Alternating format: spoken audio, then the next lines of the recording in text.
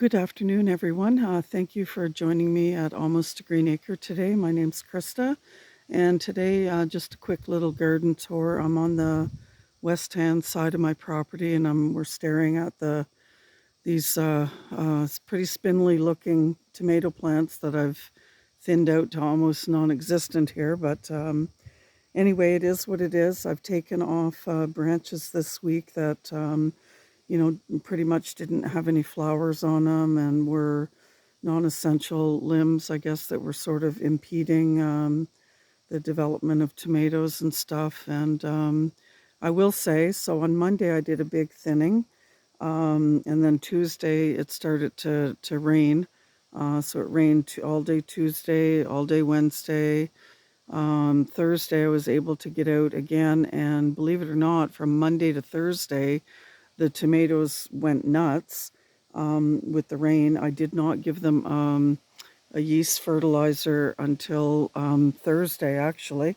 I was supposed to do it on a Tuesday, and that was my intent, to, thin them out Monday. And then Tuesday, I had planned on giving them a fertilizer. So that didn't happen until Thursday. And I thinned them out again on Thursday and gave them a fertilizer late Thursday afternoon, which was, yeah, anyway. So they got a fertilizer, and then it rained again all day yesterday on Friday. So let me just get up, show you what's happening with them, what I've been up to. Here's some, that's my second go around of zucchini that I pulled out of I pulled out 2 shopping bag fulls on Wednesday, I guess it was, of zucchini. And then these 4 today, and I didn't even really dig that much. So those ones I'm going to take in the house and shred up and put in the freezer for zucchini breads and different things like that. So anyway, the update on the tomatoes, these 12 Roma tomatoes on this side, I'll get up a little bit closer so that you can have a look. All 12 of them have fruit setting on them. So there's a huge cluster there. There's all kinds more coming on. As you can see, tons of fruit there. Here is the third one. Lots of fruit and all kinds of flowers up there. And I will say that the pollinators actually, since I've thinned it out, have been coming into the plants a lot more easier. Here's another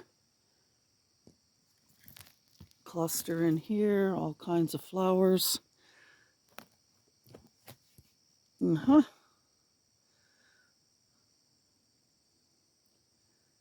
Yeah, so despite my trimming job, as you can see, they're doing really well. And some of them, like this one here, is tucked in here. There you go. Okay. This one also, anyway, I'm not going to get into it too much, but there's all kinds of fruit everywhere,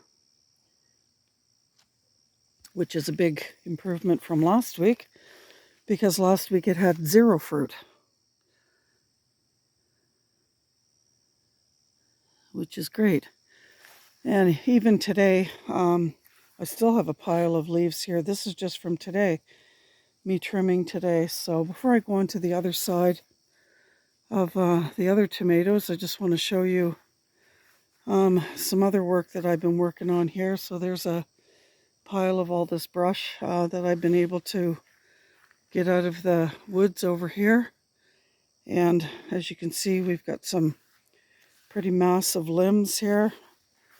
And here's a really big limb. That was the one that was laying over here on the ground. And there's the tree back there. I don't have real great footwear on.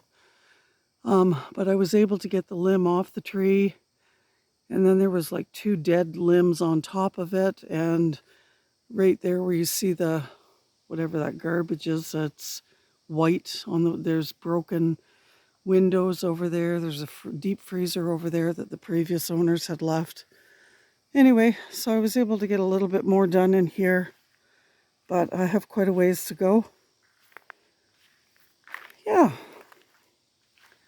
it's a pretty nice day today. I think it's in the mid-70s, I guess, or 24, 25 or something like that. Celsius. This is the beefsteak on this side. So as you can see, even though it's been thinned out considerably, they are doing really, really well. Growing well, have all kinds of tomatoes on it. Yeah, they're just thriving, which is great. The big disaster that I have to share for Let's Share Our Garden Success or Disasters again is this Sisal rope that I used earlier in the year to build that trellis over there on the raised garden beds. It's fraying, so I don't know if it's going to break on me or what. I'll deal with that if it happens, but that's my huge disaster using that rope, and I shared that once before in a previous video. Here's the trimmings from wheelbarrow full of cuttings from the tomato plants from Monday, Thursday, and the stuff from today hasn't even made it yet. Over here, I thinned out very little. I took out some of the leaves to the zucchini. This poor, I basically got mad at this one tomato plant, and I actually pulled it right out of the ground. And if you can believe it or not, this is one nasturtium plant, one climbing nasturtium plant that's doing all this. It's going crazy. So I left two, and I trimmed them back considerably as well. So I still have 2 cherry tomatoes on this side, which have some fruit on it, which is great. The monster pepper plants in here are, what can I say about them? They're just beautiful. They got a good trimming too on Monday, as you can see by all the leaves on the ground here. Thinned them right out at the bottom. So, yeah. Sorry if you guys can't see because of the sun, but you can see how tall they are. They're gorgeous. In the back row are some bell peppers, which I've noticed today and Thursday that there's 2 or 3 of them that have set fruit on them. This is the other cherry tomato, which is doing quite nice. This is the bed of sweet potatoes, which is filling in quite nicely and spreading and doing its thing. These are the the sad. Anyway, they have fruit on them. These are the other 3 cherry tomatoes over on this side of the raised garden beds. They have fruit. What I've been noticing though is because of my cold temperatures that I've been having in the evenings, the temperatures are literally going down to like 7, 8 degrees, which is, I guess, in Fahrenheit, that's, well, it's definitely under, it's like 47 or something. I did a long-range weather forecast. I looked it up, and we're expecting temperatures next week to be in the under 10 degrees Celsius anyway, which is very cold. So I don't have any plastic to wrap up the tomatoes, or I have a huge tarp. I was thinking of maybe picking up some plastic and just putting plastic, stapling it up around these raised garden beds to see if I can save them. I haven't decided yet what I'm going to do. Over here with the tree, I got a pile of brush that I've been moving right there. I was able to move over. I didn't debark them, but I was able to move over 4 more big pieces of wood over here to this garden bed. And I'm just plugging away at it, guys. Yeah, there's the brush piles right there. One is a pile of stuff that I'm going to be burning and saving the wood ash from. The other one over there is big limbs that I want to clean up and debark and save because I want to build some trellises out of them. This is just a pile of bark that was just drying out, and I plan on keeping that. So yeah, there's the pile of wood. And we'll just finish up over here in the other little garden bed section.